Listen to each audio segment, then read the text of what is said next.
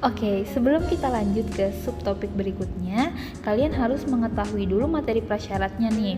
Di sini materi prasyarat untuk subtopik perbandingan trigonometri adalah teorema Pythagoras. Nah, apakah kalian masih ingat? Nah, oke, kita review dulu.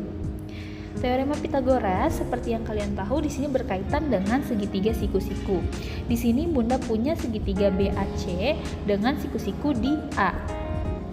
Nah, untuk sisi-sisinya di sini sisi BC itu dinamakan hipotenusa, sedangkan sisi AB dan sisi AC itu dinamakan sisi tegak dan sisi datarnya. Nah, untuk itu kalian tahu nggak yang A, B, C kecil ini apa? Nah, jadi untuk sisi BC itu bisa kita kasih nama lain dengan sisi A kecil.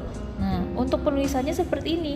Jika kalian punya segitiga ABC, nah titik A, di hadapan titik A itu kita punya, ini kan titik A.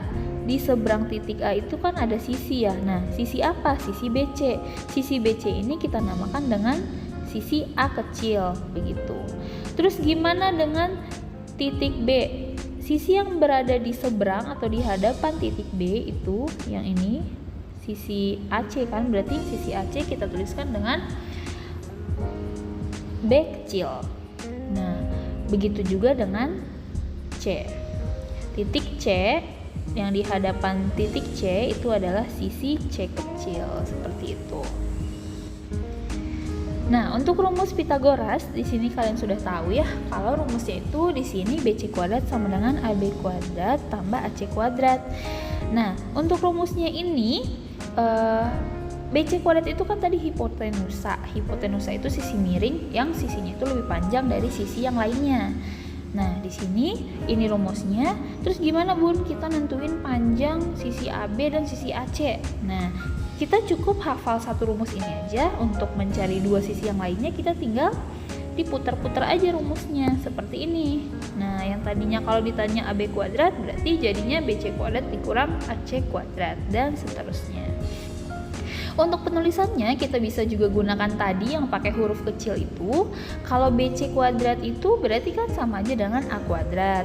AB kuadrat berarti C kuadrat dan AC kuadrat itu sama dengan B kuadrat.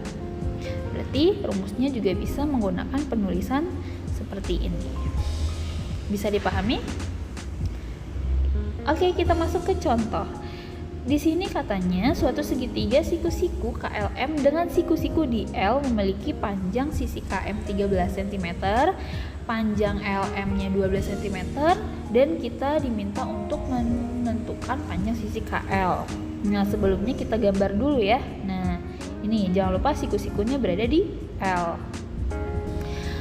Terus kita tentukan rumusnya, karena kita yang ditanya KL, berarti sisi terpanjang kita kurang dengan sisi yang datarnya. Jadilah rumusnya seperti ini. KL kuadrat sama dengan KM kuadrat dikurang LM kuadrat. Tinggal kalian masukkan angkanya. Tadi angkanya berapa? Berarti 13 kuadrat dikurang 12 kuadrat. Kita hitung kuadratnya jadinya 169 dikurang 144. Karena dimintanya adalah KL, sedangkan di sini KL kuadrat, kita akarkan ya. Jadi yang tadinya di sebelah kiri itu ada kuadrat, biar kuadratnya hilang kita akarkan, berarti yang sebelah kanan juga kena akar gitu ya.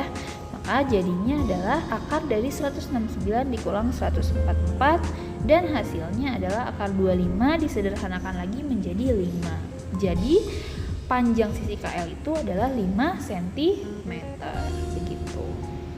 Nah, bagaimana? Apakah kalian sudah ingat kembali gimana konsep dari teorema Pythagoras? Semoga kalian paham ya. Kalau gitu silahkan kalian lanjutkan dengan latihan berikut ini.